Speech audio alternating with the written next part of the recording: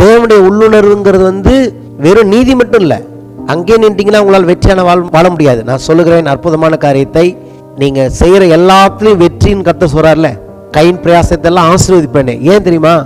அது உங்க இன்ஸ்டிங்க்ட். சந்தோஷமா கேளுங்க, நீங்க செய்யற எல்லாம் நல்லா இருக்கும். எப்படி தெரியுமா? அது தேவன் உங்களுக்கு கொடுத்த இன்ஸ்டிங்க்ட். நீங்க பரிசுத்தமா இருப்பீங்க. ஏன் தெரியுமா? அதான் உங்களுக்கு இன்ஸ்டிங்க்ட். அதை யாருக்கு எடுக்க முடியாது. நீங்க சந்தோஷமா இருப்பீங்க, அது உங்களுக்கு கர்த்தர் கொடுத்த இன்ஸ்டிங்க்ட். நீங்க தரித்திரம் இல்லாம நல்ல ஆஸ்தி ஐஸ்வர்யம் உள்ளவங்களா இருப்பீங்க, அது உங்களுடைய இன்ஸ்டிங்க்ட். ஆபிரகாமின் இன்ஸ்டிங்க்ட் அது. தேவன் இதெல்லாம் நம்மளுடைய ஆவிலே வச்சிருக்கிறார். ஆகவே தான் கிறிஸ்து இயேசுக்குள் அவர் சகல ஆவிக்குரிய ஆசீர்வாதங்களால் நம்மை ஆசீர்வதித்திருக்கிறார். என்னைக்கு பிறந்தமோ அன்னைக்கே கிறிஸ்துக்குள்ள எல்லா இன்ஸ்டிங்க்டும் வச்சுட்டாரு. போற இடத்துலலாம் வெற்றி உங்களுக்கு தான். நீங்க ஜெயிக்கிற வரைக்கும் அந்த காரியம் டிலே ஆகும். உங்களுக்கு வெற்றி உண்டு, உங்களுக்கு ஆசீர்வாதம் உண்டு, உங்களுக்கு சுகம் உண்டு. சுகம் உங்களுடைய இன்ஸ்டிங்க்ட். ரட்சிப்பின் மூலமா இதெல்லாம் எனக்கு கொடுத்துட்டார். அதுதான் சமாதானம், அதுதான் இளைப்பாறுதல். உபாத்திக்கு கீழே நம்ம இல்லை, செய்யின்னு சொன்னது கீழே நம்ம இல்லை. செய்ய திராணிகள் அவரெல்லாம் இருந்தோம். இன்னைக்கு அப்படி இல்லை. எல்லாத்தையும் செய்யறத எனக்குள்ள அவர் வித்தா வச்சுட்டாரு. அது என்னோட இன்ஸ்டிங்க்டா மாறி போச்சு. This is the great truth. சத்தியத்தை அறிவீர்கள், சத்தியம் உங்களை விடுதலையாக்கி சந்தோஷமா இருக்க பண்ணும். விடுதலை எதுக்கு? விடுதலைனால என்ன? சந்தோஷமா இருக்க முடியும், பயம் இருக்காது. ஒரே ஒரு தேவன் பரலோகத்தில் இருக்கிறாரு. அவருடைய சாயல்ல பாத்தீங்கன்னா ஏதேன் தோட்டத்திலேருந்து ஆரம்பிச்சு எங்க பார்த்தாலும் ஒரே நீதிமான்கள். எங்க பார்த்தாலும் கொய்யா மரம் இருக்கு, எங்க பார்த்தாலும் மாமரம் இருக்கு, எங்க பார்த்தாலும் சிங்கங்கள் இருக்கு, எங்க பார்த்தாலும் நீதிமான்களும் இருக்கிறார்கள். அதுதான் பெர்ஃபெக்ட் அட்மாஸ்பியர். ஆதாமை ஏமாத்துறதோட முக்கியமான அஜெண்டா அந்த வித்து இருக்கு பார்த்தீங்களா, அந்த பரிசுத்தமான அந்த வித்து, அந்த சீடு, அதை பரிசுத்த குலைச்சலாக்க வேண்டும், அதை கரப்ட் ஆக்க வேண்டும். அது இன்கரப்டிபிள் சீடாக தேவன் உண்டாக்கினார். இன்னைக்கு புதிய ஏற்பாடு வேதம் என்ன சொல்லுகிறது? அழிவுள்ள வித்தினால் அல்ல, அழிவில்லாத வித்தாகிய தேவ வசனத்தினால் ஜெனிப்பிக்கப்பட்டிருக்கிறீர்களே. அன்னைக்கு தேவன் எப்படி சிருஷ்டித்தார்? அழிவில்லாத வித்தாக தான் அவனை உண்டாக்கினார். அவனுக்குள்ள அந்த அவனுடைய வித்து அழிஞ்சிருக்காது. பிசாசின் நோக்கம் வித்து. ஆகவே தான் தேவன் வித்தை பற்றி சொன்னார். உன் வித்துக்கும் அவள் வித்துக்கும் பகை உண்டாக்குவேன். எல்லாமே வித்தை பற்றி தான் ஆதியாகமம் ஆரம்பிக்குது. Seed is going to decide the instinct. இதுக்கெல்லாம் பேர் வைங்கிறாரு. எப்படி பேர் வைக்கிறான்? அதே உள்ளுணர்வு. தேவன் அவைகளை பார்த்து புரிந்து கொள்ளுகிற அதே இன்ஸ்டிங்க்ட் அவனுக்குள்ள இருக்கு. தேவன் எப்படி ஜட்ஜ் பண்ணுவாரோ அப்படி அவனாலும் ஜட்ஜ் பண்ண முடியும். இது சிங்கம் அப்படின்னு தேவன் ஜட்ஜ் பண்ற அதே இன்ஸ்டிங்க்ட் உள்ளுணர்வை தேவன் ஆதாமுக்கு கொடுத்திருந்தாரு. அது நிமித்தமா அவன் என்ன பேரிட்டானோ அது எதுவுமே தப்பாகல. அப்ப எந்த அளவுக்கு அந்த இன்ஸ்டிங்க்ட் வேலை செஞ்சதுன்னு பார்த்துக்குங்க. அவன் பார்த்தான், கெடுக்க வேண்டியது என்ன? கெடுக்க வேண்டியது இன்ஸ்டிங்க்டை, கெடுக்க வேண்டியது உள்ளுணர்வை. தேவனை போல செயல்படுகிற உள்ளுணர்வை நான் கெடுத்துட்டேன்னா போதும் அப்படின்னு சொல்றான். ஏற்கனவே அவனுக்கு தெரியல நான் அந்த உள்ளுணர்வு தான் செயல்பட்டு இருக்கேன்னு. அவன் சொல்றான், இதை சாப்பிட்டு உன் கண்ணு திறந்ததுன்னா என்ன ஆகும்? நீ தேவனை போல இல்ல. தேவனை போல இருந்த அந்த இன்ஸ்டிங் கெட்டு போய் வேற இன்ஸ்டிங் வந்துருச்சு. அந்த இன்ஸ்டிங்க்ட மறுபடியும் புதுப்பிக்கிற வல்லமை என் ஆண்டவராக இயேசு கிறிஸ்துவின் ரத்தத்துக்கு அல்லாமல் வேற ஒருவருக்கும் இல்லை. ஏன்னா நான் உங்களுக்கு சொல்றேன், ஏன் இயேசு முக்கியம் தெரியுமா? உங்களுடைய என்னுடைய வித்தை மாற்ற வல்லமையுள்ளவர் அவர் மட்டும்தான். அவர் தான் அதற்கான கிரயத்தை செலுத்தி இருக்கிறார். தேவனால் அனுப்பப்பட்டவர், தேவனால் வாக்கு ஆதியாகமத்திலே மனுஷனுக்காக வாக்குத்தத்தம் பண்ணப்பட்ட தேவ குமாரனே அல்லாமல் இந்த சீட் டிரான்ஸ்ஃபர், இந்த சீட் டிரான்ஸ்ஃபர்மேஷனை யாராலையும் செய்ய முடியாது.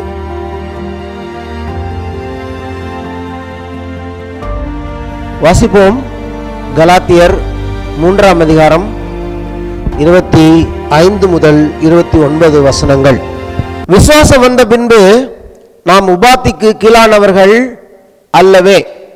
நீங்கள் எல்லாரும் கிறிஸ்து இயேசுவை பற்றும் விசுவாசத்தினால் தேவனுடைய புத்திரராய் இருக்கிறீர்களே. ஏனெனில் உங்களில் கிறிஸ்துவுக்குள்ளாக ஞானஸ்நானம் பெற்றவர்கள் எத்தனை பேரோ அத்தனை பேரும் கிறிஸ்துவை தரித்துக் கொண்டீர்களே. யூதன் என்றும் கிரேக்கன் என்றும் இல்லை, அடிமை என்றும் சுயாதீனன் என்றும் இல்லை, ஆண் என்றும் பெண் என்றும் இல்லை, நீங்கள் எல்லாரும் கிறிஸ்து இயேசுவுக்குள் ஒன்றாயிருக்கிறீர்கள். நீங்கள் கிறிஸ்துவனுடையவர்கள் ஆனால் ஆபிரகாமின் சந்ததியாராயும் வாக்குத்தத்தத்தின்படியே சுதந்திரராயும் இருக்கிறீர்கள். Shalom shalom. Glory to Jesus. விசுவாசத்தை குறித்து போய்த்து வந்தேன். இடையில் ஆகஸ்ட் மாதத்தில் ஆண்டவராக இயேசு கிறிஸ்துவின் வருகையை தியானித்தோம். இப்போ மறுபடியும் விசுவாசத்தை குறித்து தியானிக்க போகிறோம். விசுவாசம் வந்த பின்பு என்று இங்கே பவுல் எழுதுகிறார். விசுவாசம் வந்த பின்பு அப்படின்னா ஒரு காலம் இருந்தது. அது வந்த பின்பு என்று எழுதினால் அது எப்படி வந்தது? இயேசு கிறிஸ்துவின் மூலமாக இது வந்தது. ஆமென். அது வந்த பிறகு நாம் ஒன்றுக்கு கீழே இல்லை என்றும் அவர் எழுதுகிறார்.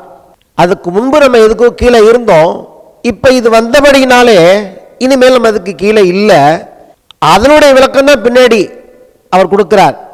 இது வந்தபடினாலே, அப்போ விசுவாசம் வந்த பின்பு நம்ம எப்படி இருக்கிறோம்? தேவனுடைய புத்திரர்களாக இருக்கிறோம். நான் கடைசியாக முடித்தது தேவனுடைய புத்திரர்களை பற்றி தான் பேசி முடித்தேன். ஸோ அங்கேருந்து இந்த வசனம் கனெக்ட் பண்ணுது. நீங்கள் தேவனுடைய புத்திரராக இருக்கிறீர்கள். சரி, எப்படின்னா, ஏனெனில் உங்களில் கிறிஸ்துவுக்குள்ளாக ஞானஸ்நானம் பெற்றவர்கள் எவர்களோ. இது பாஸ்டர் கொடுத்த ஞானஸ்நானம் அல்ல, இது தேவன் கொடுத்த ஞானஸ்நானம்.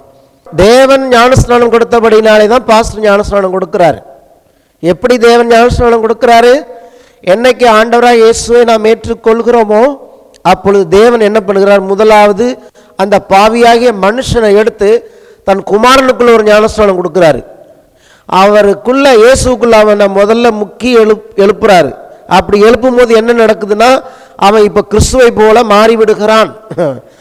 அப்படிப்பட்டவனுக்கு தான் நாங்கள் என்ன பண்ணுகிறோம்? சரி, தேவன் ஞானஸ்நானம் கொடுத்த இந்த மனுஷனுக்கு நாங்கள் என்ன பண்ணுகிறோம்? தண்ணீரில் ஞானஸ்நானம் கொடுக்கிறோம். அப்போ முதலாவது உங்களுக்கு ஞானஸ்நானத்தை கொடுக்கிறவர் தேவன். ஆமென். கிறிஸ்துவுக்குள்ளாய் ஞானஸ்நானம் பெற்றவர்கள் எத்தனை பேர்களோ அத்தனை பேரும் நாம் கிறிஸ்துவை தரித்து கொண்டபடினாலே அவர்களுக்கு நாங்கள் என்ன பண்ணுகிறோம்? இந்த பூமியில் ஞானஸ்நானம் கொடுக்கிறோம். ஞானஸ்நானம் என்பது என்னன்னு கேட்டிங்கன்னா, இங்கே தண்ணீரை பற்றி நம்ம பார்க்குறோம். தண்ணீரில் ஞானஸ்நானம் எடுக்கிறது. இப்போ கிறிஸ்துவுக்குள்ளான ஞானஸ்நானத்தில் என்ன நடக்குது அப்படின்னு கேட்டிங்கன்னா, ஒரு சின்ன உதாரணம் சொல்லுகிறேன். ஒரு ஸ்பாஞ்சு இருக்குன்னு வச்சுங்க, ஒரு அழுக்கான ஒரு ஸ்பாஞ்சு.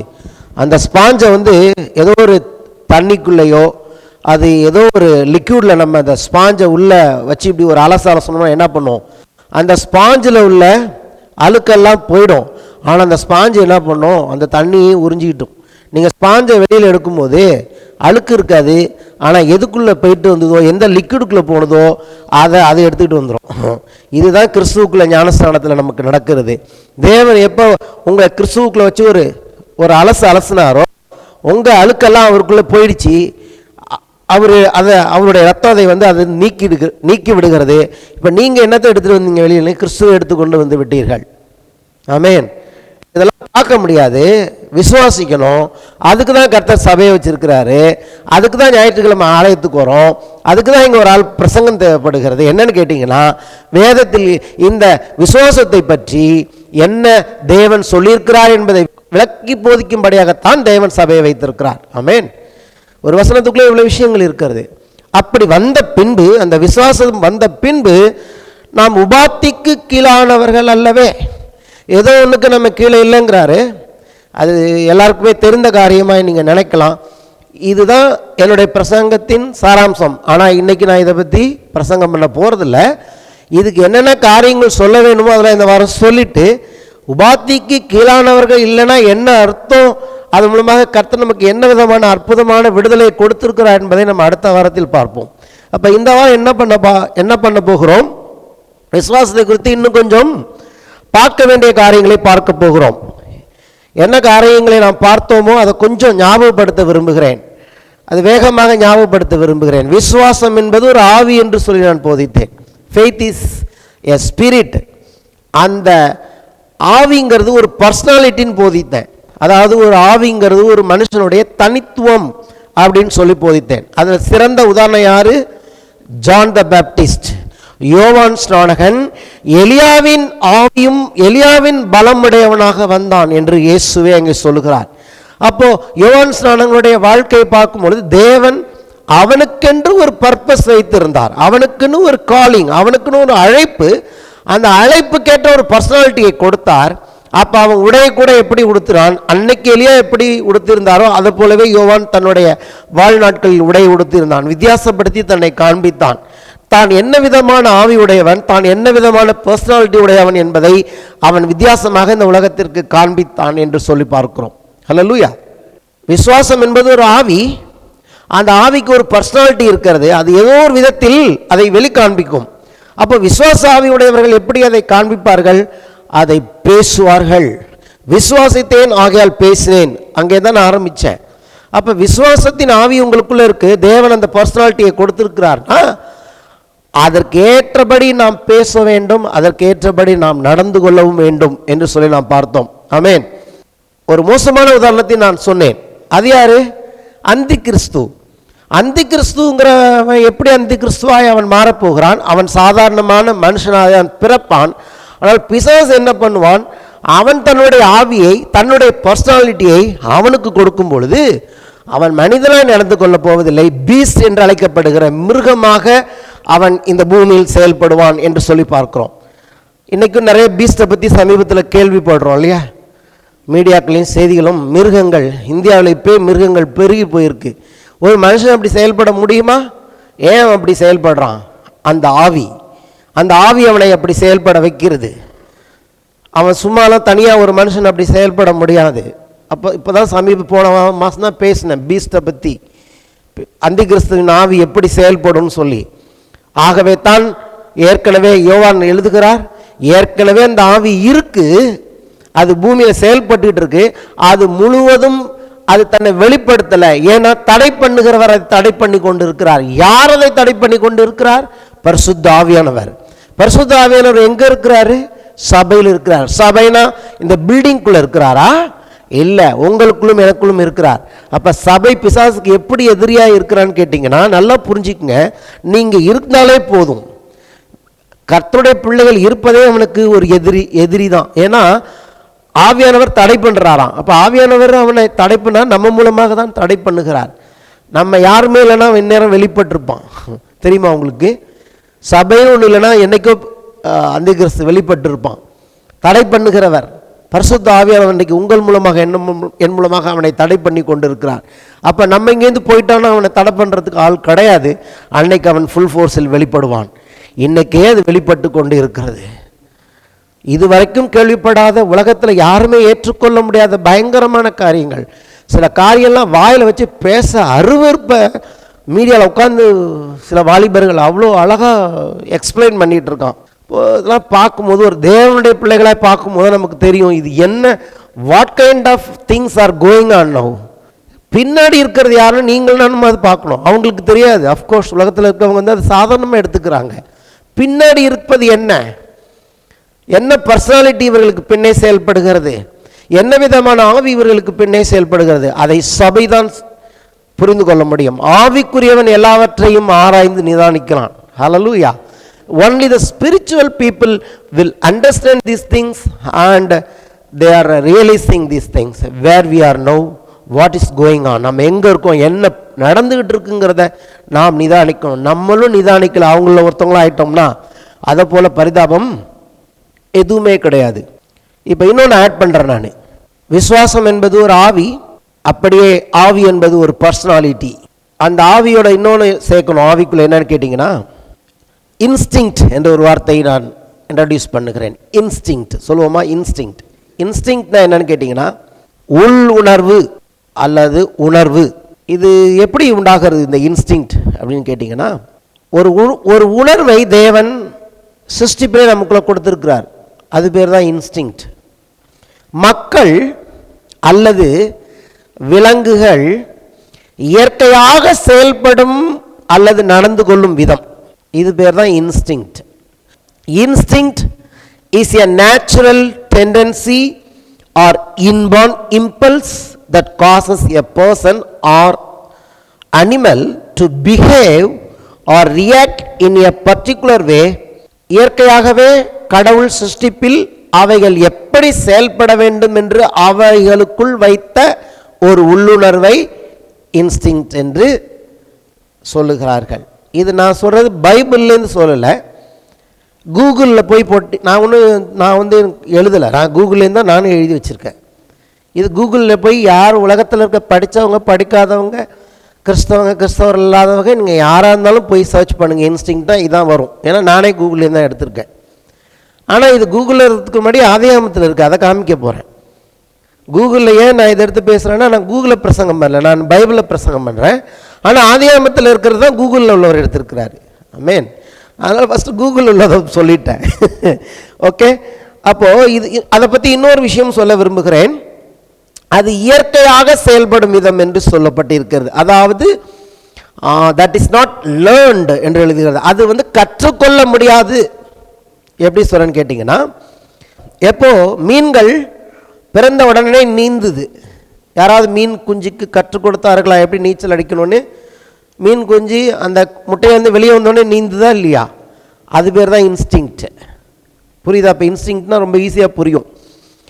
அப்போது தேவன் ஒவ்வொன்றையும் உருவாக்கும் பொழுது அவைகள் இப்படித்தான் செயல்பட வேண்டும் என்று சொல்லி அவைகளுக்குள்ளே ஒரு இன்ஸ்டிங்க்டை வைத்திருக்கிறார். இப்போ பூனை பூனையாக இருக்கிறதுக்கு காரணம், பூனைக்கு யாரும் சொல்லிக் கொடுக்கறதில்ல, நீ பூனை மாதிரி நடந்துக்கோ அப்படின்னா. பூனைக்கு அந்த இன்ஸ்டிங்க்டை கர்த்தர் வச்சிருக்காரு. இப்போ யாருக்கு இதை மாதிரி நடந்துக்கோன்னு சொல்ல வேண்டியது? மனுஷனுக்கு தான் சொல்ல வேண்டியதாக இருக்குது. நீ மனுஷன்டா, மனுஷன் மாதிரி நடந்துக்கோ, நீ மிருகம் மாதிரி நடந்துக்காத அப்படின்னு சொல்லப்படுற இடத்துக்கு மனுஷன் மட்டும்தான் இருக்கு. அதனால மனுஷனுக்கு தான் ரட்சிப்பு தேவைப்படுகிறது. எல்லா இன்ஸ்டிங்க்டும் கரெக்டாக இருக்குது. கெட்டுப்போன இன்ஸ்டிங்க்ட் யார்? எல்லா உள்ளுணர்வுகளும் சரியாக இருக்குது. உள்ளுணர்வு கெட்டுப்போன ஒரே ஒரு சிருஷ்டி யாருன்னு கேட்டிங்கன்னா மனுஷன். அதுக்கு தான் ஆவியை பற்றி பேசினேன், பர்சனாலிட்டியை பற்றி பேசினேன். இன்றைக்கி காரியங்கள் பயங்கரமாக போயிட்டுருக்கிறதுனால மறுபடியும் இப்போ நான் இன்ஸ்டிங்க்டை பற்றி பேசுகிறேன். இது ஃபுல்லாகவே இது உங்களுக்கு ரொம்ப உதவி செய்யும். எந்த இடத்துக்கு இது உதவி செய்யும் கேட்டிங்கன்னா, வெறும் தெரிஞ்சுக்கிறதுக்காக இல்லை, நீங்களும் ஒரு வெற்றியுள்ள கிறிஸ்தவ ஜீவியம் வாழ இந்த சத்தியம் நமக்கு உதவி செய்யும். ஏன்னா இது வேதத்தில் இருக்கிற காரியம் நான் பேசி கொண்டு இருக்கிறேன். ஓகேவா? இப்படி சொல்லலாம். The instinct is decided by its seat. உள்ளுணர்வு என்பது அது எந்த வித்திலிருந்து வருகிறது என்பதை பொறுத்தது. தமிழ்நாட்டில் ஒரு பழமொழி சொல்லுவாங்க, விதை ஒன்று போட்டால் சுரை ஒன்று முளைக்குமா. நல்ல பழமொழி, தமிழ் பழமொழி. ஏன்னா அவங்க சொல்கிறாங்க, அதுதான் வேதம் சொல்லுகிறது, மனுஷன் எதை விதைக்கிறானோ அதை அறுப்பான். விதை எதுவோ அந்த அறுவடை தான் வரும். எந்த விதை விதைக்கப்படுகிறதோ அந்த இன்ஸ்டிங்க்ட் தான் பிறக்கும். நீங்கள் தைரியமாக தக்காளி விதையை போட்டுட்டு தைரியமாக இருப்பீங்க. ஏன்னா முளைச்சி வரும்போது பார்த்தீங்கன்னா தக்காளி செடி தான் வரும். தக்காளி விதை போட்டுட்டு கொய்யா செடி வருமா? வராது. ஏன்? விதை தான் தீர்மானிக்கிறது அது என்ன செடி, அது என்ன விதமான பழமாய் வர வேண்டும் என்பதை தீர்மானிப்பது விதை. சபை, நீங்களும் நானும் விதையை குறித்து இந்த கடைசி நாட்களில் சீடை குறித்து நாம் எச்சரிக்கையாக இருக்க வேண்டும். உனக்கும் ஸ்திரீக்கும் உன் வித்துக்கும் அவள் வித்துக்கும் பகை உண்டாக்குவேன் என்று சொல்லி ஆதியாகமத்தில் தேவன் சொன்ன காரணம் என்ன? ஏன் தேவன் எஸ்பெஷலி அந்த இடத்தில் விதையை பற்றி பேசுகிறார்? பகைமையில் ஏன் விதை அங்கே முக்கியத்துவம் படுத்தப்பட்டது? காரணம் என்ன? ஆதியாகமம் 1:11.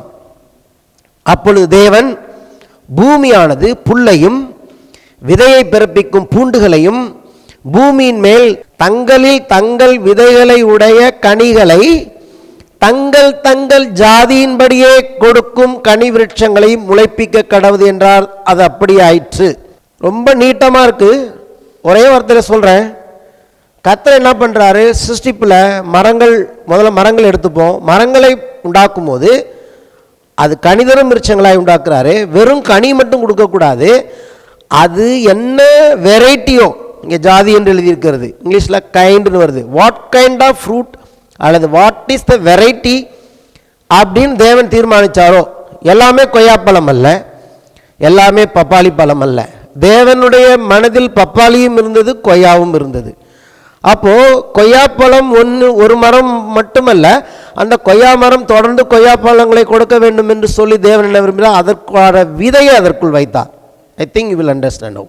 அப்படி தான் ஒன்னொன்னையும் சிருஷ்டித்தார். ஸோ விதை தான் தீர்மானிக்க போகுது, அது தொடர்ந்து கொய்யா மரமாக இருக்க போகிறது. அப்படி தான் தேவன் சிருஷ்டித்தார். அது அப்படியே ஆயிற்று. அந்த விதை அப்படி தான், அதனால் அது இப்படி தான் இருக்கும் சிருஷ்டித்தார் என்று வேதம் சொல்லுகிறது. சரி, எல்லாத்தையும் சிருஷ்டித்த தேவன் இப்போ மனுஷனை சிருஷ்டிக்கிறாரு. இப்போ மனுஷனை சிருஷ்டிக்கும் போது என்ன சொல்றாரு? நம்முடைய சாயலின்படியும் நம்முடைய ரூபத்தின்படியும் அவர்களை உண்டாக்குவோமாக அப்படிங்கிறாரு. அப்போ மண்ணால் உண்டாக்குனான்னு பார்க்குறோம், நாசியில் தன்னுடைய சுவாசத்தை ஊதினான்னு பார்க்குறோம், மனுஷன் ஜீவாத்மாவாக மாறினான் என்று சொல்லியும் பார்க்குறோம். இதெல்லாம் நமக்கு தெரியும் இல்லையா? அப்போது மனுஷன் ஒரே ஒருத்தன் தான். அப்போ இந்த சுவாசத்தின் மூலமாக தேவன் என்ன பண்ணாருன்னு கேட்டிங்கன்னா, தன்னுடைய வித்தை அவனுக்குள் வைத்தார். ஹல்லேலூயா. எங்கே நான் வரேன்னு கேட்டிங்கன்னா, எது எந்தெந்த வெரைட்டி எந்தெந்த ஜாதியின்படி இருக்கணும்னு தேவனுக்கு மற்ற சிருஷ்டிப்புகளுக்குள்ள என்ன செஞ்சாரோ அதே தான் உங்களுக்கும் எனக்கும் செஞ்சார் அன்னைக்கு. அப்போது இவைகள் எப்படி செயல்பட வேண்டும் என்று தேவனுடைய இருதயத்தில் இருந்ததுக்கு ஒரு காரணம் செஞ்சார்ல. மனுஷன் தன்னை போல செயல்படணும்னா, தன்னுடைய இன்ஸ்டிங் படி, தன்னுடைய உள்ளுணர்வின்படி மனுஷன் வாழணும்னா இப்போ என்ன செய்யணும்? அவர் அதற்கான வித்தை வைத்தார். அந்த வித்து தேவனுடைய வித்து. சரியா? இப்போ இதை நான் ப்ரூஃப் பண்ணுறதுக்கு ஒரு அற்புதமான பழைய ஏற்பாட்டு வசனத்தை காண்பிக்கிறேன் பாருங்க. மல்கியா 2ஆம் அதிகாரம் 15ஆம் வசனம். அவர் ஒருவனை அல்லவா படைத்தார், ஆவி அவரிடத்தில் பரிபூர்ணமாக இருந்ததே, பின்ன ஏன் ஒருவனை படைத்தார்? அங்கே கொஞ்சம் நிறுத்தணும். அவனுக்குள்ள ஒரு வித்து வச்சிருக்கிறாரு. அந்த வித்து மிருகங்களுக்குள்ளேயோ மரங்களுக்குள்ளே வைத்த வித்து அல்ல. ஏன்னா கொய்யா மரம்னா கொய்யா பழத்தை கொடுக்கும், கொய்யா மரம் பெருகணும். பூனைக்குட்டிங்க நிறையா பிறந்து பூனை பெருகும்னா பூனைக்கேற்ற ஒரு காரியத்தை தேவன் செஞ்சிட்டாரு. ஆனால் மனுஷனோட எக்ஸ்பெக்டேஷன் என்ன? அங்கே சொல்கிறாரு, ஏன் ஒருவனை படைத்தார்? நிறையா பேரை உண்டாக்கி இருக்கலாமே. இல்லை, ஒருத்தன் போதும். ஏன் ஒருத்தன் போதும்? ஒருத்தனுக்குள்ளே இருக்கிற விதை போதும். அவனை போலவே நிறைய பேர் உருவாக்க அவனால் முடியும். அடுத்த வார்த்தை சொல்லுது பாருங்க, தேவ பக்தியுள்ள சந்ததியை பெறும்படி தானே. அப்படியே என்ன அர்த்தம்? நான் போன வாரமே சொன்னால, தேவ பக்தின்னு தேவன் சொன்னாலே என்ன அர்த்தம்னு கேட்டிங்கன்னா, தேவ நீதி உள்ள சந்ததியை பெறும்படி தானே, அதாவது நீதிமான்களை பெறும்படி தானே. அப்ப என்ன விதமான வித்து? தேவன் நீதிபரராக இருக்கிறபடினாலே நீதிமான் என்கிற ஒரு வித்தை வைத்தார். ஆகவே என்ன நடந்துதான், ஒரே ஒரு நீதிமான் அல்ல, பூமி முழுவதும் எங்க பார்த்தாலும் தேவ சாயலில் நீதிமான்களால் அந்த பூமி நிறைந்திருக்க வேண்டும் என்று தேவன் விரும்பினார். அதுக்கு அந்த வித்தை உள்ள வச்சார். ஒரே ஒரு தேவன் பரலோகத்தில் இருக்கிறாரு. அவருடைய சாயலில் பார்த்தீங்கன்னா ஏதேன் தோட்டத்திலேருந்து ஆரம்பிச்சு எங்க பார்த்தாலும் ஒரே நீதிமான்கள். எங்க பார்த்தாலும் கொய்யா மரம் இருக்கு, எங்க பார்த்தாலும் மாமரம் இருக்கு, எங்க பார்த்தாலும் சிங்கங்கள் இருக்கு, எங்க பார்த்தாலும் குரங்குகள் இருக்கு, எங்க பார்த்தாலும் நீதிமான்களும் இருக்கிறார்கள். அதுதான் பர்ஃபெக்ட் அட்மாஸ்பியர். ஆனா இந்த பர்ஃபெக்ட் அட்மாஸ்பியரை கெடுக்கிறதுக்கு பிசாசு வச்ச வேட்டு தான் என்ன சொன்னான்னு கேட்டிங்கன்னா, நம்முடைய சாயல் நம்முடைய ரூபங்கிற அந்த வித்து இப்போ என்ன பண்ணுகிறது? தேவனை போலவே நீதிபரராக எல்லா மனிதர்களும் செயல்படும்படியான ஒரு சூழ்நிலை உண்டாக்கி இருக்கிறார்.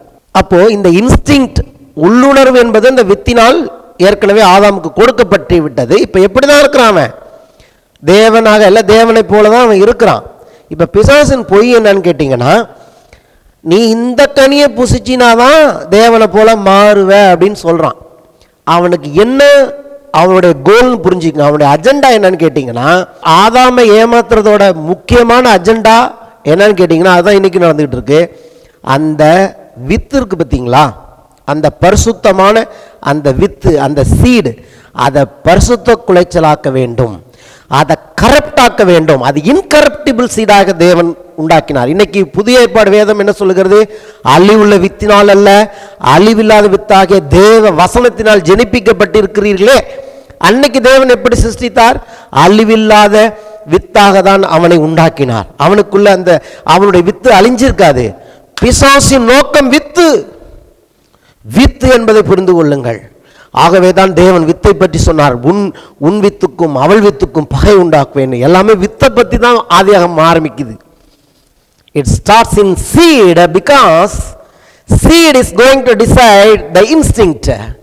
Already God's seed gave the instinct of God himself to Adam. அதாவது தேவனுடைய இன்ஸ்டிங்க்ட், தேவன் எப்படி இருக்கிறாரோ அப்படி மனிதர்கள் மத்தியில் அந்த பூமியில் செயல்படும்படியான வித்தை தேவன் ஏற்கனவே அவனுக்கு கொடுத்துட்டாரு. அவன் அந்த இன்ஸ்டிங்க்ட்ல தான் இருந்தான், அந்த உள்ளுணர்வின்படி தான் அவன் செஞ்சான். அதுக்கு ஒரு ஆதாரம் என்ன? தேவன் சொல்லுகிறார், இதுக்கெல்லாம் பேர் வைங்கிறாரு. எப்படி பேர் வைக்கிறான்? அதே உள்ளுணர்வு. ஆக்சுவலா தேவன் அவைகளை பார்த்து புரிந்து கொள்ளுகிற அதே இன்ஸ்டிங்க்ட் அவனுக்குள்ள இருக்கு. தேவன் எப்படி ஜட்ஜ் பண்ணுவாரோ அப்படி அவனாலும் ஜட்ஜ் பண்ண முடியும். இது சிங்கம் அப்படின்னு தேவன் ஜட்ஜ் பண்ற அதே இன்ஸ்டிங்க்ட் உள்ளுணர்வை தேவன் ஆதாமுக்கு கொடுத்திருந்தாரு. அது நிமித்தமா அவன் என்ன பேரிட்டானோ அது எதுவுமே தப்பாகல. அப்ப எந்த அளவுக்கு அந்த இன்ஸ்டிங்க்ட் வேலை செஞ்சதுன்னு பார்த்துக்குங்க. அவன் பார்த்தான், கெடுக்க வேண்டியது என்ன? கெடுக்க வேண்டியது இன்ஸ்டிங்க்டை, கெடுக்க வேண்டியது உள்ளுணர்வை. தேவனை போல செயல்படுகிற உள்ளுணர்வை நான் கெடுத்துட்டேன்னா போதும் அப்படின்னு சொல்றான். ஏற்கனவே அவனுக்கு தெரியல நான் அந்த உள்ளுணர்வு தான் செயல்பட்டு இருக்கேன்னு. அவன் சொல்றான், இதை சாப்பிட்டு உன் கண்ணு திறந்ததுன்னா என்ன ஆகும்? நீ தேவனை போல இல்லை. தேவனை போல இருந்த அந்த இன்ஸ்டிங் கெட்டு போய் வேற இன்ஸ்டிங் வந்துருச்சு. இப்போ உள்ளுணர்வு கெடுக்கப்பட்டது. எப்படி? அந்த அவனுடைய நோக்கம் அந்த வித்தை அழியாத வித்தாக உண்டாக்கப்பட்டவனை அழிவுள்ள வித்தாக மாற்றினதான் பிசாசின் பெரிய தந்திரமாக இருந்தது. அதான் அவனுடைய அஜெண்டா. அப்போ தேவன் அந்த ஆதியாகமம் 3:15 பேசுறாருன்னா, கர்த்தர் எப்படி பேசுறாருன்னா, கர்த்தர் சேலஞ்சா பேசுறாரு. கர்த்தர் அப்படியே கர்ஜிக்கிறார்.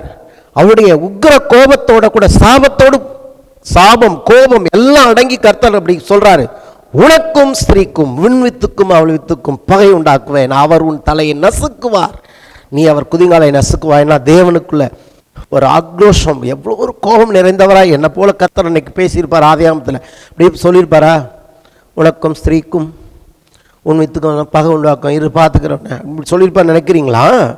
கர்த்தர் கர்ஜிக்கிறார் சிங்கம் போல. ஆதியாகமம் 3:15. அதைத்தான் நான் என்னுடைய இமேஜினேஷனில் படமாக பார்த்தேன். ஏன்னா அந்த ஒரே ஒரு வித்து ஒருவனையெல்லாம் உண்டாக்கினார், அதை கொண்டு பூமி எங்கும் நீதிமான்கள் உலாவ வேண்டும் என்று விரும்பின தேவனுடைய சித்தத்தை அவன் குறுக்க கெடுத்து போட்டான். ஆனால் அதே காரியம் மறுபடியும் நிறைவேறும். ஹல்லேலூயா. அதுக்கு தான் சொன்னேன், உயிர்த்தெழுதல் என்பது நீதிமான்களுக்குரியது. ஒரு நாள் வரும், பூமி தேவன் விரும்பினபடியே இயேசுவோடு சேர்ந்து எல்லா நீதிமான்களும் அங்கு நிறைந்திருப்பார்கள். அந்த பர்ஃபெக்ட் சூழ்நிலை வரும்போது பார்த்தீங்கன்னா எல்லாமே பர்ஃபெக்டாக இருக்கும். மிருகங்களும் அப்படி இருக்காது. எல்லாமே அந்த இன்ஸ்டிங் போயிடும். இவனுடைய இன்ஸ்டிங் கெட்டதுனால எல்லா இன்ஸ்டிங்டும் கெட்டு போச்சு. இவனுடைய உள்ளுணர்வு கெட்டபடினாலே பூமியோடைய சுபாவமும் கெட்டு போச்சு. பூமி சாபங்கிறது என்னன்னு நினைக்கிறீங்க? பூமி உன்னிமித்தம் சபிக்கப்பட்டிருக்குன்னா என்ன அர்த்தம்? அது தன்னுடைய சுபாவத்தின்படி இனி ஒழுங்கா பலனை கொடுக்காது. விசுவாசத்தை பற்றி பேசிக் கொண்டிருக்கிறேன். கிறிஸ்துவை விசுவாசித்தபடினாலே தேவன் நமக்கு புது சிருஷ்டிப்பாகிய மறுபடியும் பரிசுத்த ஆவியானவராலே நம்மை சிருஷ்டித்திருக்கிறார். அப்போ நமக்கு இன்னைக்கு அந்த புது இன்ஸ்டிங் கொடுக்கப்பட்டிருக்கிறது. அதெல்லாம் விசுவாசிக்கும் போது நம்ம என்ன பண்ண மாட்டோம், தேவனுடைய பிள்ளைகள் இனி அந்த பழைய மனுஷனுடைய அவனுடைய சுபாவங்கிற அந்த இன்ஸ்டிங் படி நாம் நடந்து கொள்ளக்கூடாது. ஆமென். நடந்து கொள்ளக்கூடாதுங்கிறது ட்ரைனப்பால் வர்றதில்லை. அதான் என்னுடைய பிரசங்கம். அதை தேவன் இயற்கையாக கொடுத்திருக்கிறாரு, விசுவாசிங்கிற நான் சொல்கிறேன். அதாவது எப்படி இன்ஸ்டிங்க்ட்ங்கிறது என்னன்னு கேட்டிங்கன்னா ட்ரைனப்பால் வராது. பூனையாக இருக்க ட்ரை பண்ணுறது, யானையாக இருக்க ட்ரை பண்ணுறது, பூனை தான், யானை தான். நீதிமான் தான். நீ ட்ரை பண்ணக்கூடாது. எனக்கு இயற்கையிலே என் சுபாவத்தில் தேவன் கொடுத்துருக்கிறாரு அப்படிங்கிறது தான் இன்னைக்கு நான் வலியுறுத்த விரும்புகிறேன். அதுக்கு தான் விசுவாசம் வேண்டும். அது இப்பொழுது வந்து கொண்டு இருக்கிறது. விசுவாசம் கேள்வினால் வரும், கேள்வி தேவனுடைய வார்த்தையினால் வரும். சபையில் தேவனுடைய வார்த்தை இப்படி பிரசங்கிக்கும் போது தேவனுடைய பிள்ளைகள் எப்படி தவறுவார்கள் என்று எதிர்பார்க்கிறீர்கள்? எந்த இடத்துல யோவான் தான் அதை அற்புதமாக எழுதுகிறார். தேவனால் பிறந்தவன் பாவம் செய்ய மாட்டான். ஏன்? தேவனால் பாவம் செய்ய முடியாது. ஏனென்றால் அவன் தேவனுடைய வித்து அவனுக்குள் இருக்கிறது. வித்து என்கிற சத்தியம் இல்லை என்று சொன்னால் சபை இல்லை. நான் கொஞ்சம் மாடர்னாக இன்ஸ்டிங்க்ட்ங்கிற வேர்டில் பேசிகிட்டு இருக்கேன். எப்படி தேவனுடைய பிள்ளை அவன் இப்படி செய்வான்? செய்ய மாட்டான். அதனால என்னை போல தைரியமாக சொல்கிறான், அவன் செய்ய மாட்டாங்க, அவன் பாவம், அவன் எப்படிங்க செய்வான்? அவன் சுபாவமே இல்லையே, அவனுக்குள்ள இந்த சுபாவமே இது இல்லையே, அவன் இன்ஸ்டிங்க்ட் அது கிடையாது. இன்ஸ்டிங்க்ட் அது இல்லைங்கிறத அவன் செய்ய மாட்டான். பாஸ்டர் திட்டுவாருன்னு செய்யாமல் இருக்க மாட்டான். பாஸ்டர் திட்டுவாருன்னா 10 நாள் இருப்பான், 11 நாள் செஞ்சிருவான். இன்னும் சொல்ல போனால் தேவனுக்கே பயப்பட வேண்டிய அவசியம் இல்லை. அவன் தேவன் ஏதாவது நான் பண்ணிடுவாரோன்னு. ஏன்? அவன் அது அண்டர், அவன் கீழே இல்லை. இதெல்லாம் செஞ்சாதான் தேவன் என்ன இல்லை. ஏன்? தேவன் எந்த இடத்துக்கு கொண்டு வந்திருக்கிறாரு? செய்யவே வேணாங்கிற இடத்துக்கு கொண்டு வந்திருக்கிறார். அதுதான் வித்து. வித்தை குறித்த சத்தியம் நான் விசுவாசிக்கிறேன். இது கோடி கோடி மக்களை விடுதலை ஆக்கும். கோடி கோடி மக்களை, லட்சம்னு சொல்லக்கூடாது, கோடி கோடி மக்களுக்கு விடுதலை உண்டாகும். If you believe you have the seed of God, தேவனுடைய வித்து உங்களுக்குள் இருக்கும் என்று நீங்கள் விசுவாசிப்பீர்கள் என்றால், வேதத்தின் ஆதாரத்தில் பேசுகிறேன், நீங்கள் அந்த பழைய வாழ்க்கையை ஒரு நிமிஷம் கூட வாழ வேண்டிய அவசியம் இல்லை. அதை பார்த்து நீங்கள் பயப்பட வேண்டிய அவசியம் இல்லைங்க. இதுதாங்க விடுதலை செய்தி, இதுதான் விடுதலை நற்செய்தி. இந்த சுவிசேஷம் தான் இந்த உலகத்துக்கு தேவையாக இருக்கிறது. ஒவ்வொரு சீடுக்கும் ஒரு சோர்ஸ் இருக்குது. சோர்ஸே இப்போ கட் பண்ணியாச்சு. இங்கே சோர்ஸுக்கும் சீடுக்கும் சம்மந்தமே இல்லை. சோர்ஸ்லேருந்து இந்த சீடை கட் பண்ணியாச்சு, அழியக்கூடியதாக மாறிடுச்சு. அதை அவன் பயன்படுத்திட்டான். அதனால தான் பார்த்தீங்கன்னா உலகத்தில் முதல் சிருஷ்டிப்பின் முதல் மனிதனுடைய முதல் பிள்ளை கொலைகாரனாக பிறந்தான். எப்படி பிறந்தான்? தேவன் சிருஷ்டித்த முதல் மனிதனுடைய முதல் மகன் ஒரு கொலைபாதகன். எப்படி? சீடு. ஆகவே ஒவ்வொரு மனுஷனுக்கும் ரட்சிப்பு தேவை. அவனா சீடை மாற்ற முடியாது, தேவன் தான் அதை மாற்ற முடியும். இந்த உலகத்தில் சீடை உற்பத்தி பண்ணக்கூடிய ஒரு நபர் தேவன் மாத்திரமே. தப்பு தப்பாக உண்டாக்கி தான் எல்லாம் தப்பு தப்பாக போயிட்டு இருக்கு. ஹைப்ரிட்டு, மிக்சிங்கு, அதை இதில் கலந்து பார்க்கலாம், இதை அதில் கலந்து பார்க்கலாம், நாசமாக போவீங்க. தேவன் உண்டாக்குன கத்திரிக்காய் தான் கத்திரிக்காய். நீ உண்டாக்குற கத்திரிக்காய்லாம் கத்திரிக்காய் கிடையாது. கத்திரிக்காய் போல இருக்கலாம், அது கத்திரிக்காய் கிடையாது. ஆறாம் அறிவுன்னு சொல்கிறோம்ல, சிக்ஸ்த் சென்ஸு. அந்த சிக்ஸ்த் சென்ஸே என்னன்னு கேட்டிங்கன்னா அந்த இன்ஸ்டிங்க்ட் தான், அந்த உணர்வு தான் சிக்ஸ்த் சென்ஸு. அந்த சிக்ஸ்த் சென்ஸுங்கிறது தான் என்னன்னு கேட்டிங்கன்னா தேவனுக்கு அடுத்த ஸ்தானத்தில் இருந்து செயல்படுத்தும்படியாக தான் தேவன் அந்த சிக்ஸ்த் சென்ஸை கொடுத்தாரு. அதுதான் மிருகங்களுக்கும் நமக்கு வித்தியாசத்தை உண்டாக்குனது.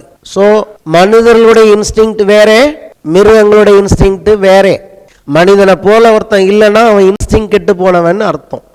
அந்த இன்ஸ்டிங்க்டை மறுபடியும் புதுப்பிக்கிற வல்லமை என் ஆண்டவராக இயேசு கிறிஸ்துவின் ரத்தத்துக்கு அல்லாமல் வேற ஒருவருக்கும் இல்லை.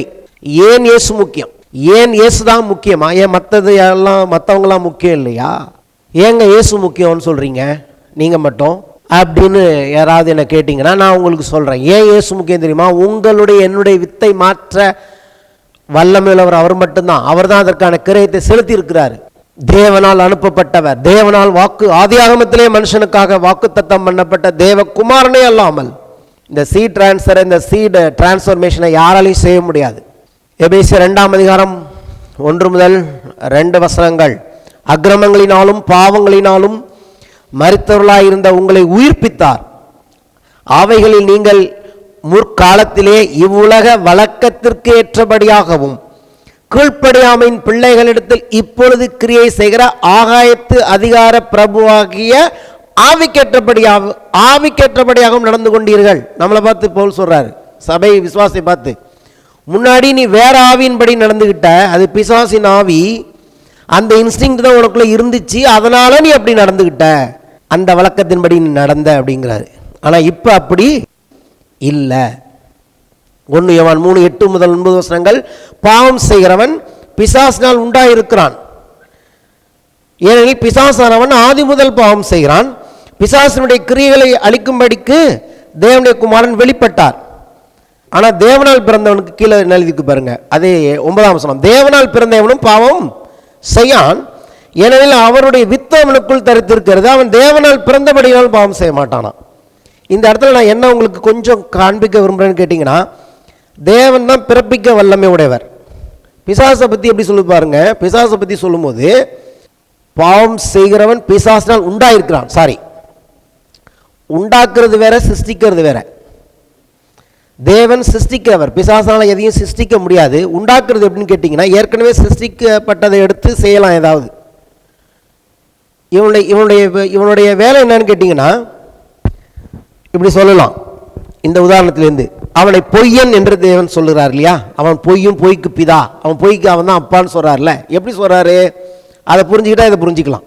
ஆக்சுவலாக ஏன் தேவன் பொய்யை வெறுக்கிறார், ஏன் நம்மளை பொய் சொல்லக்கூடாதுன்னு சொல்றாருன்னு கேட்டிங்கன்னா, பொய் என்பதற்கு சரியான விளக்கம் நான் சொல்கிறேன் வேதத்தின் அடிப்படையில். பொய்க்கு த லை ஹேஸ் நோ சப்ஸ்டன்ஸ்.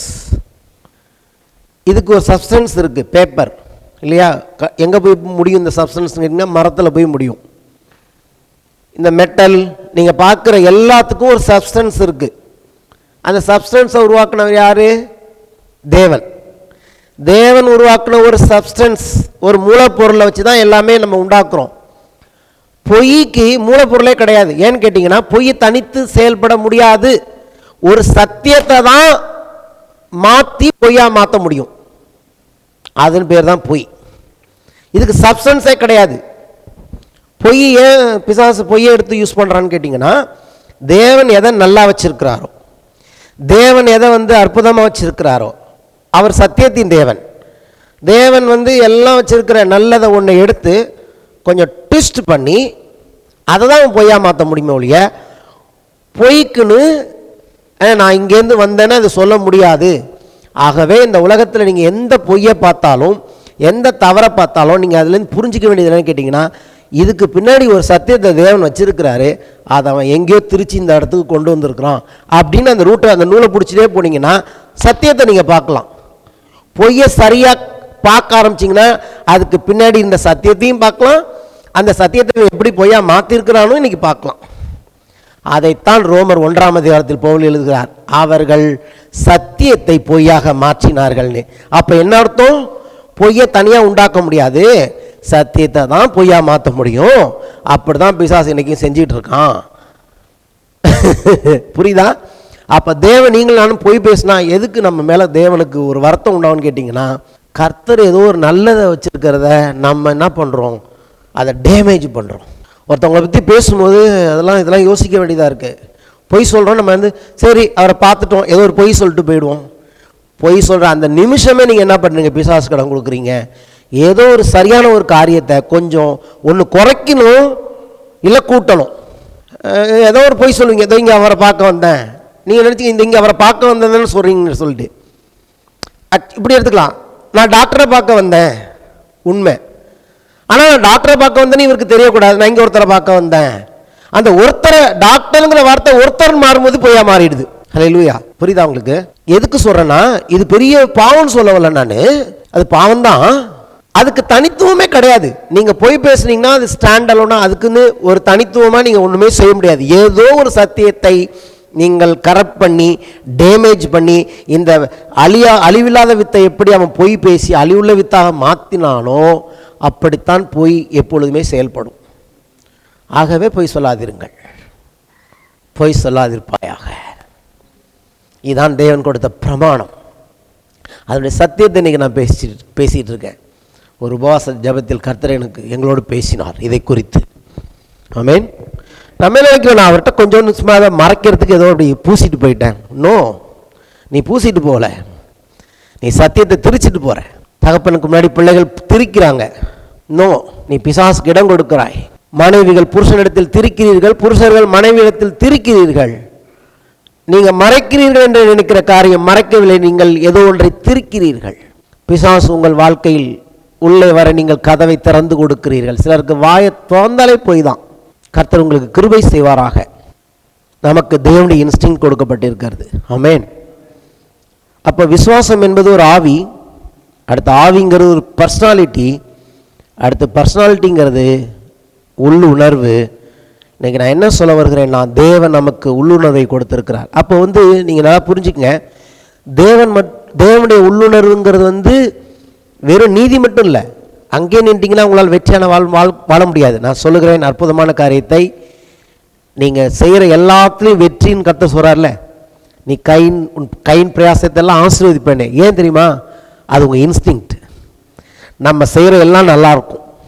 ஹல்லேலூயா. சந்தோஷமாக கேளுங்க, நீங்கள் செய்கிற எல்லாம் நல்லாயிருக்கும். எப்படி தெரியுமா? அது தேவன் உங்களுக்கு கொடுத்த இன்ஸ்டிங்க்ட். பிசாச படார்னு அடிக்கிற இடம் இதுதான். நீங்கள் பரிசுத்தமாக இருப்பீங்க. ஏன் தெரியுமா? அதான் உங்களுடைய இன்ஸ்டிங்க்ட். அதை யாருக்கு எடுக்க முடியாது. நீங்கள் சந்தோஷமாக இருப்பீங்க, அது உங்களுக்கு கர்த்தர் கொடுத்த இன்ஸ்டிங்க்ட். நீங்கள் செய்கிற எல்லாம் நல்லாயிருக்கும். நீங்கள் தரித்திரம் இல்லாமல் நல்ல ஆஸ்தி ஐஸ்வர்யம் உள்ளவங்களாக இருப்பீங்க, அது உங்களுடைய இன்ஸ்டிங்க்ட். ஆபிரகாமின் இன்ஸ்டிங்க்ட் அது. தேவன் இதெல்லாம் நம்மளுடைய ஆவிலே வச்சிருக்கிறார். ஆகவே தான் கிறிஸ்து இயேசுக்குள் அவர் சகல ஆவிக்குரிய ஆசீர்வாதங்களால் நம்மை ஆசீர்வதித்திருக்கிறார். என்னைக்கு பிறந்தமோ அன்னைக்கே கிறிஸ்துவுக்குள்ள எல்லா இன்ஸ்டிங்க்டும் வச்சுட்டார். போகிற இடத்துலலாம் வெற்றி உங்களுக்கு தான். நீங்கள் ஜெயிக்கிற வரைக்கும் அந்த காரியம் டிலே ஆகும்.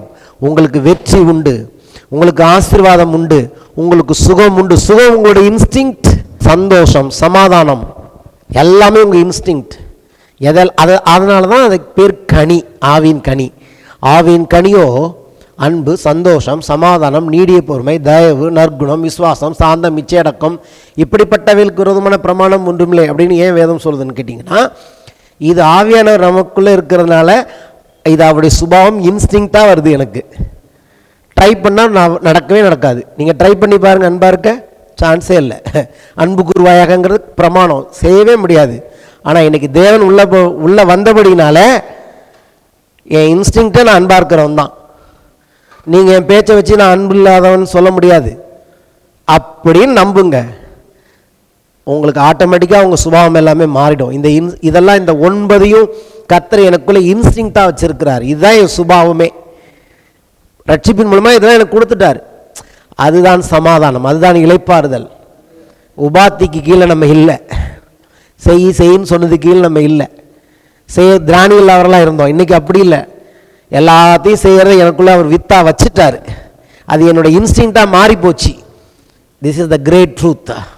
சத்தியத்தை அறிவீர்கள், சத்தியம் உங்களை விடுதலையாக்கி சந்தோஷமாக இருக்க பண்ணும். விடுதலை எதுக்கு? விடுதலைனால என்ன? சந்தோஷமாக இருக்க முடியும், பயம் இருக்காது. ஹல்லேலூயா. எழுந்து நிற்போம்.